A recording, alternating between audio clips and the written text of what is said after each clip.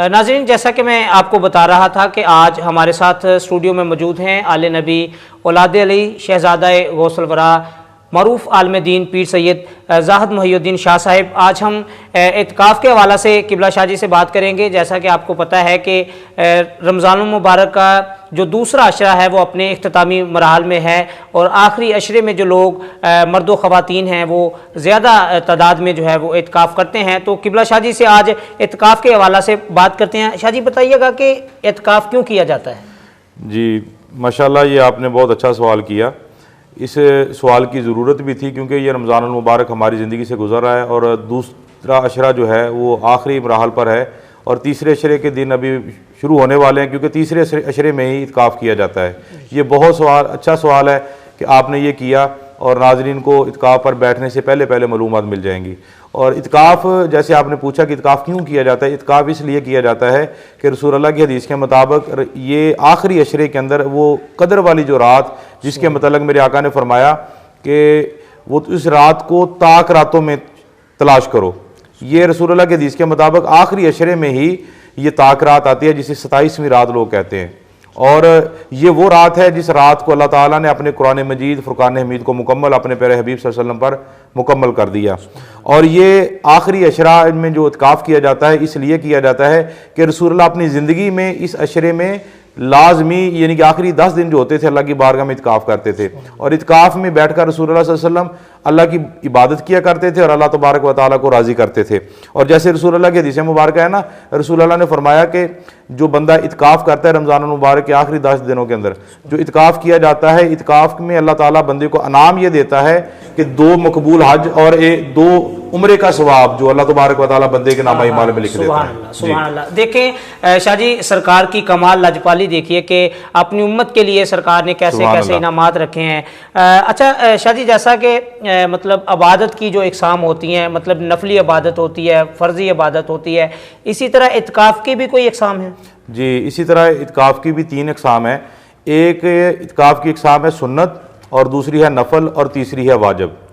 वाजिब इत्काफ़ उसे कहा जाता है अगर बंदा कोई मन्नत मान ले कि मैंने ये इत्काफ़ करना है कि मेरा फ़लाँ दोस्त अहबाब, मेरा फ़लाँ काम हो जाए, या मेरा दोस्त अहबाब बीमार है, या किसी के साथ कोई काम है, तो किसी को भी कोई मसला है, तो वो बंदा जब मन्नत मानता है, जब उसकी मन्नत पूरी हो जाती है, फिर जो इत्काफ़ किया जाता है उसे वाजिब कहा जाता है। और इसी तरह नफल इत्काफ़ जो होता है वो बंदा कभी भी कर सकता है। ये ज़रूरी नहीं कि रमज़ानुल मुबारक में, नहीं, जब चाहे, दिन को चाहे, रात को चाहे, 1 घंटे के लिए चाहे, 2 घंटे के लिए चाहे, 4 घंटे के लिए चाहे, 1 दिन के लिए चाहे, वो इत्काफ़ कर सकता है। जैसे उलमा इकराम फरमाते हैं ना, मस्जिद में जाओ तो ये दुआ किया करो, नवैतु सुन्नतिल इत्काफ़, कि मैं नियत करता हूँ इत्काफ़ की और अल्लाह के घर में बैठने के लिए।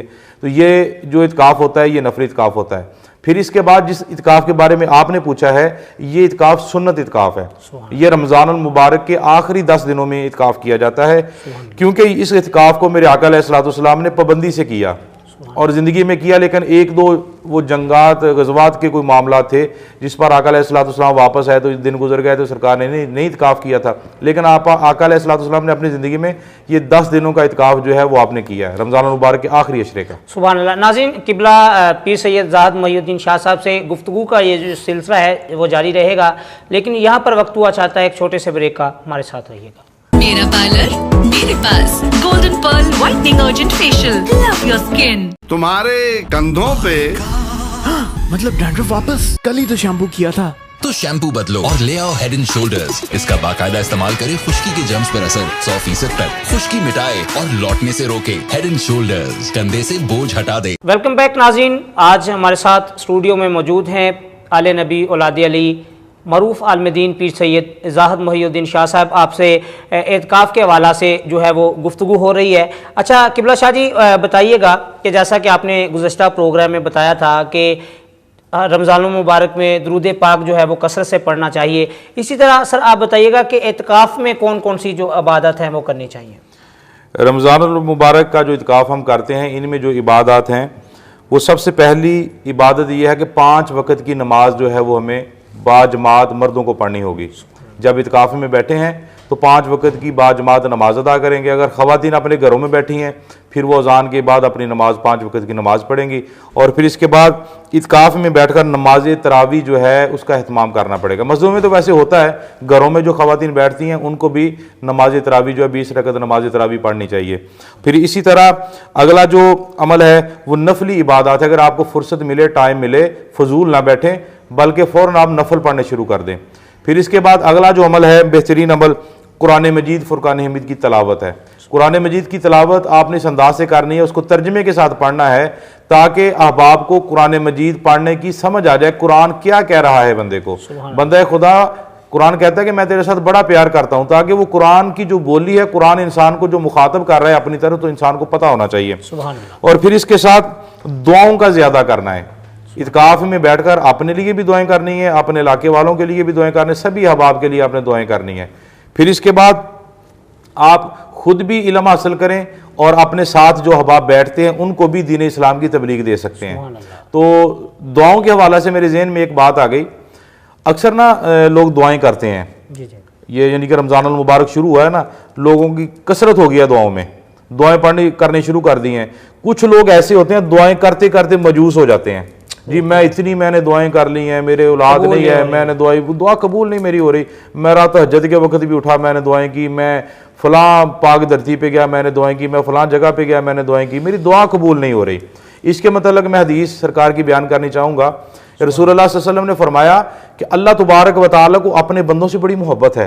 अल्लाह अकबर। ये रमज़ान मुबारक में जब बंदा इबादत करता है ना तो अल्लाह ताला उस बंदे को पसंद फरमा लेता है। और इतनी मोहब्बत है कि जब बंदा दुआ करता है ना तो अल्लाह तबारक व तआला का फरिश्ता भी देख रहा होता है बंदे को, और अल्लाह की बारगाह में कहता है फरिश्ता वो कौन सा है, मोहतरम जरा समाअत फरमाए, वो फरिश्ता कौन सा, जिब्रील, कोई आम फरिश्ता नहीं है, ये वो फरिश्ता है जो बाकी नबियों के पास जाता था और अब ये किसी बंदे के पास नहीं आता। अगर आज के दौर में कोई बंदा कहे ना नाउज़ बिल्लाह कि जिब्रील के साथ मैंने बात की, तो बिल्कुल ये कुफर है, क्योंकि जिब्रील वो फरिश्ता है जिनको अल्लाह ताला ने सिर्फ नबियों के लिए मुंतखब किया था और नबियों के पास आया, और नबी की अता के साथ वो नबी के घर वालों को, पंजतन पाक को भी देखता रहा, सहाबा इकराम को भी देखता रहा। इसी तरह वो अब वो फरिश्ता अल्लाह की उस बंदों को देख रहा है जो रात की तन्हाई में उठ के इबादत करते हैं, रात की तन्हाई में दुआएं करते हैं। फिर फरिश्ता देखता है, मुख्तसर मैं करूंगा, फरिश्ता देखता है, अल्लाह की बारगाह में अर्ज करता है, रब्बुल आलमीन फलां बंदा तेरी बारगाह में इतनी मोहब्बत में बैठा है, दुआएं कर रहा है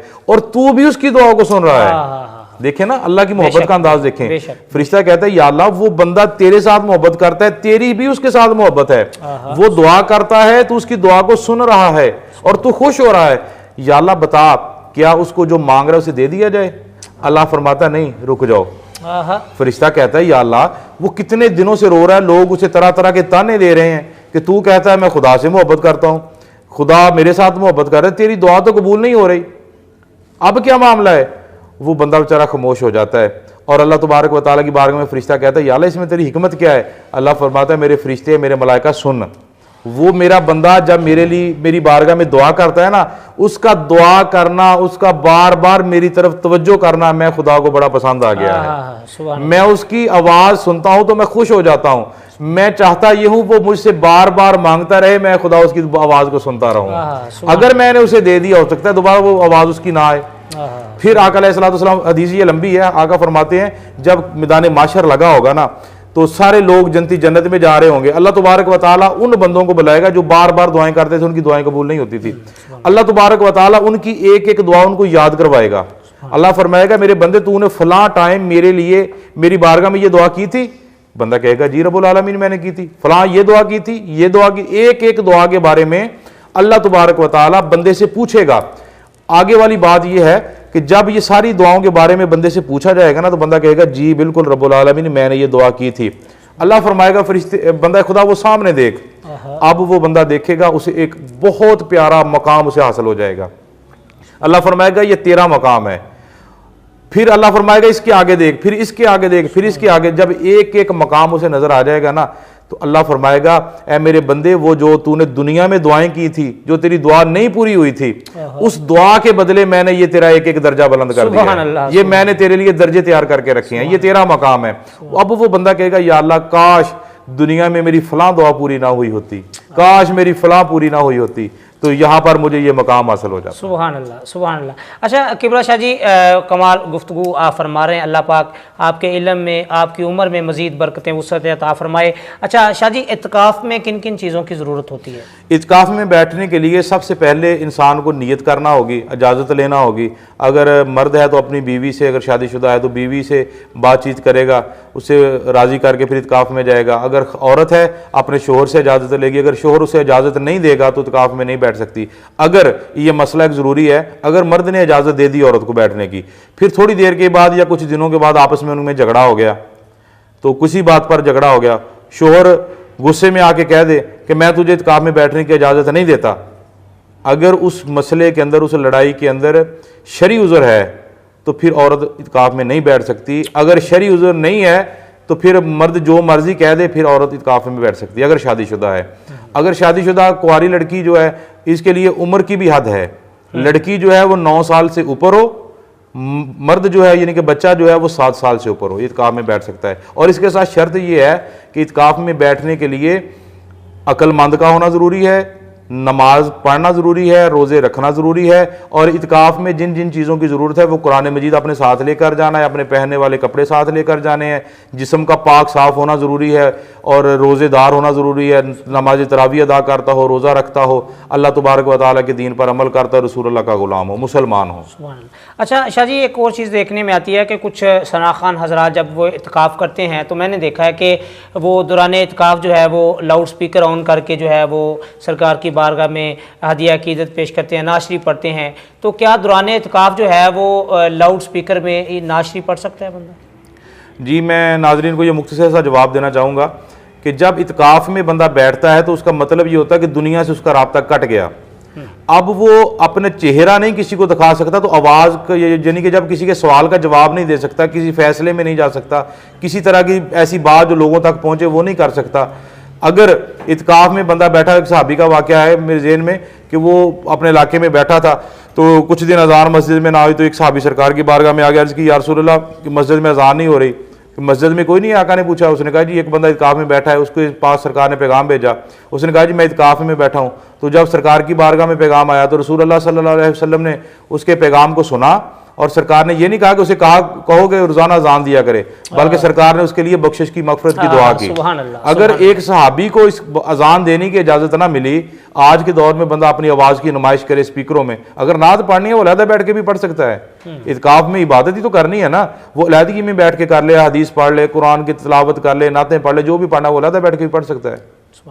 अच्छा शाह जी, मतलब जैसे कि रोज़े में है कि रोज़ा ऐसी चीज़ें करने से या ऐसे अमल करने से, मतलब जैसे झूठ बोलने से आपने फरमाया था, सरकार की हदीस है, तो इत्काफ़ किन चीज़ों से टूटता है? हाँ, इत्काफ़ भी टूट जाता है। ये जिन चीज़ों से टूटता है वो समात फरमाएं। सबसे पहले ख़वातीन के लिए ये सवाल बड़ा अहम है। जो ख़वातीन घर में इत्काफ़ करती हैं, फिर इत्काफ़ करने के बाद अपना घर का काम काज नहीं छोड़ती, उनका इत्काफ़ टूट जाता है। और घर के कपड़े धो लिए, अपने कपड़े धो लिए, खाना पकाया, घर का काम काज किया, कपड़े भी नहीं धो सकते? नहीं। अच्छा। क्योंकि जब इत्काफ़ किया है ना, तो फिर आपने अगर इत्काफ़ वाली जगह से बाहर निकलना है तो उतने वक्त के लिए निकलना है कि बंदा फ़ौरन वापस आ जाए। जैसे गर्मी का मौसम है ना, तो गर्मी के मतलब हदीस मुबारक है कि गर्मी में बंदा बार बार नहा नहीं सकता। अगर गर्मी में बार बार बंदे को नहाना पड़ेगा तो फिर उस वक्त वो बंदा जाके नहाएगा कि जब उसे यानी कि वाशरूम की हाजत होगी। इतनी देर में वो अपने जिस्म को ठंडा कर सकता है जितनी देर में बंदा वजू कर लेता है, तो फिर कपड़े धोने में तो ज़्यादा टाइम लग जाएगा। इसी तरह ये ख़वातीन के लिए ज़रूरी मसाइल था। अगर घर में कोई सहरी इफ्तारी करने वाला, उसके तैयार करके देने वाला कोई नहीं है, इस हालत में औरत अपने लिए सहरी इफ्तारी भी कर सकती है, अपने लिए कपड़े भी धो सकती है। अगर घर में मौजूद है और उसे करके नहीं देना चाहता, वो बंदा गुनाहगार है। औरत इस हालत में अपने लिए सारा काम, वो अपना ज़ाती काम वो कर सकती है।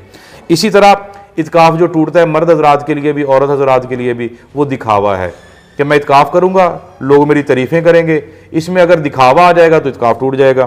इसी तरह इत्काफ़ की जगह को छोड़कर दूसरी जगह पे चले जाना, जैसे लोग मस्जिदों में इत्काफ़ करते हैं, इत्काफ़ करने के बाद अपने घर के काम काज भी कर लेते हैं, शादी में भी चले जाते हैं, मंगनियाँ में भी कर चले जाते हैं, दीगर मामला करने के बाद फिर वो अपने इत्काफ़ वाली जगह पे फिर आ जाते हैं। ऐसी हालत में भी इत्काफ़ टूट जाएगा। और फिर ऐसा बंदा जो 2 माह बाद, साल बाद, 2 साल बाद, 4 साल बाद ज़हनी तवाज़ुन जिसका दुरुस्त नहीं रहता, वो अपनी मेडिसिन खा रहा है, अगर उसको इत्काफ में बैठे उसका ज़हन ख़राब हो गया, वो अपनी इबादत ना कर सका, ऐसी हालत में भी उसका इत्काफ जो है वो टूट जाएगा। और इसी तरह इत्काफ में बैठा बंदा ज़्यादा बीमार हो गया, दवाई भी ली उसने, ठीक नहीं हुआ, लेकिन एक रोज़ा भी उसका छूट गया, क्योंकि इत्काफ में बैठना और बैठकर रोज़ा रखना ये ज़रूरी है, और बीमार बंदा रोज़ा नहीं रख सकता, इबादत नहीं कर सकता, ऐसी हालत में भी उसका इत्काफ टूट जाएगा।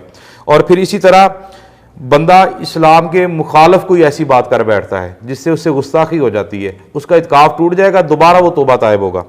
और फिर इसी तरह इंसान कोई ऐसी यानी कि इस तरह का गुनाह कर बैठा कि जिससे बंदा उसे कोई भी माफ़ करने वाला नहीं है, उसका इत्काफ भी टूट जाएगा और उसे धक्के देकर इत्काफ वाली जगह से उठाया भी जाएगा। यानी कि अगर इंसान इत्काफ में बैठ के ऐसा कुफर कर लेता है ना, गुनाह कर लेता है, उसको वहाँ से निकाला जाता है। जैसे मैं ये प्रोग्राम हमारा चलेगा, लोग हर तरह के लोग देखेंगे, मैं एक इशारे के तौर पर मैं बात करना चाहूँगा, जैसे आजकल इस माहौल के अंदर हो रहा है, लड़के इत्काफ में बैठ जाते हैं तो उनके पास उनके दोस्त अहबाब, थोड़ी उम्र वाले लड़के, वो उनके साथ आकर बैठ जाते हैं, सहरी इफ्तारी भी इकट्ठी होती है, सारा सारा दिन वहीं पे रहते हैं, इनका इत्काफ टूट जाता है ऐसे लोगों का। ऐसे लोगों को और मस्जिद की इंतज़ामिया को चाहिए ऐसे बच्चे, ऐसे लड़के, ऐसे मर्द जो इत्काफ करते हैं, जिनके पास थोड़ी उम्र वाले लड़के आगे बैठते हैं, उनको इत्काफ से फ़ौरन उठा दें, उनका इत्काफ टूट जाता है। ऐसे बंदों को मस्जिदों में बैठने की इजाज़त नहीं है। और फिर ऐसा बंदा जो इत्काफ में बैठकर अपना कारोबार करे, लोगों को मशवरा दे, जी फलां मेरी जायदाद है, फलां मेरी चीज़ है, उसको इतने में बेच दो, इसको इतने में बेच दो, और एक बार नहीं बार बार वो काम ये करे, उसका भी इत्काफ ये टूट जाता है। और दीगर इसमें मसले थे, लेकिन ये मैंने मशहूर जो ज़रूरी थे मैंने अब आप तक पहुँचाए। माशाल्लाह नाज़रीन, आप सुन रहे हैं आले नबी औलाद अली पीर सैयद ज़ाहद मोहिउद्दीन शाह साहिब गिलानी, जो आज हमारे साथ सिटी रंग न्यूज़ की इस खुसूसी ट्रांसमिशन जाने रमज़ान में हमारे साथ मौजूद हैं और कमाल की गुफ्तगू आप फरमा रहे हैं। नाज़रीन, किबला शाह जी से मज़ीद बातचीत भी करेंगे और मौला अली पाक की शान में और उनके इल्म के हवाला से भी किबला शाह जी से बात करेंगे, लेकिन यहाँ पर वक्त हुआ चाहता है एक छोटे से ब्रेक का, हमारे साथ रहिएगा।